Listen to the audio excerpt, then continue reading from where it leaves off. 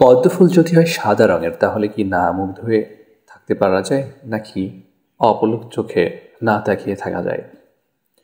সাদা পদ্ম আমাদেরকে বেশ টানে, তাই তো সংগ্রহ করেই চলেছে একের পর এক অনেকগুলো প্রজাতি সাদা পদ্মের মধ্যেই। আর এই মুহূর্তে যে পদ্মটি দেখতে পাচ্ছেন সেটি হচ্ছে শুভ্রকমল। খুবই সুন্দর দেখতে।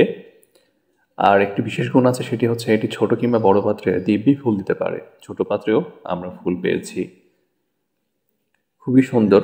আপনারা যারা সাদার ভ্যারাইটির মধ্যে খুঁজতে চান বা এবং সংগ্রহে রাখতে চান, অবশ্যই আমি বলবো আপনাদেরকে আপনারা হচ্ছে এই শুভ্রকমলকে সংগ্রহে রাখতে পারেন আপনাদের।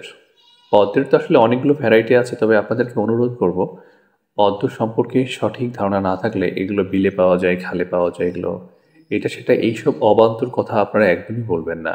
আপনাদের যাদের ধারণা কম আছে ধারণা করে নিন। ধারণা এখন পাওয়ার অনেক মাধ্যম আছে, তারপরেও বলবো অযথা না জেনে তর্কে যাবেন না এবং হচ্ছে বিরূপ মন্তব্য করবেন না।